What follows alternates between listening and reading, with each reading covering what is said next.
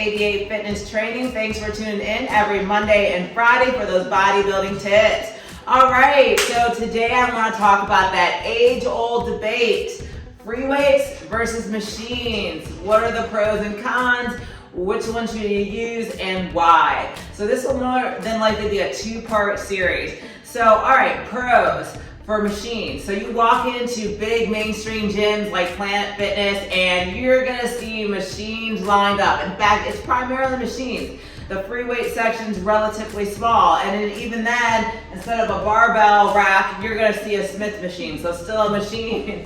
And there are some really great benefits for machines. You know, as a beginner walking into a pretty intimidating environment, you have them all lined up. There's little cue cards showing you exactly how to use that machine, and they're all stacked in order. So you can get a great total body workout. You know, you're not really having to know a whole lot. Versus if you walk over to the free weight section and grab a set of dumbbells, you are going to have some type of idea on what you're doing, what the proper form is, and all that. So that's one of the really great reasons why someone would probably use a machine.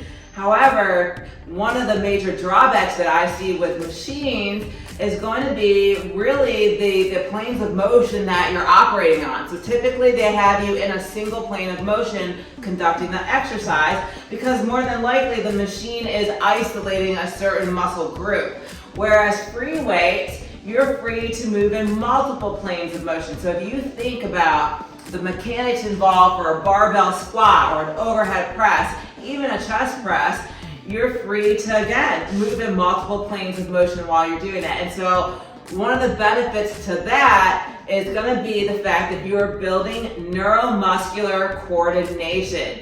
All right, and if your goal is to build muscle mass, so, get those big guns or grow those legs, you're gonna have to start with basics. You're gonna have to start with building up that neuromuscular coordination, that mind-muscle coordination. Without that, you're not able to recruit all the necessary muscle fibers in order to move the weight. And so that's the major drawback. If you're using machines, you're not necessarily focusing on that. Are you focusing on strength and conditioning still? Yes, absolutely. But you're definitely not getting the full benefits to building up that neuromuscular control. All right, y'all, I don't want to make this video super long, so we'll do a part 2, and I'll go into when do you want to use machines. So maybe you're more advanced. What circumstances in that case would you use them? All right, but thanks for tuning in. I hope you really enjoyed this. And again, stick to those basics, all right? So make sure you check out those fundamentals of bicep training and our complete beginner's guide to bodybuilding. All right, y'all, Camille, 88 Fitness Training.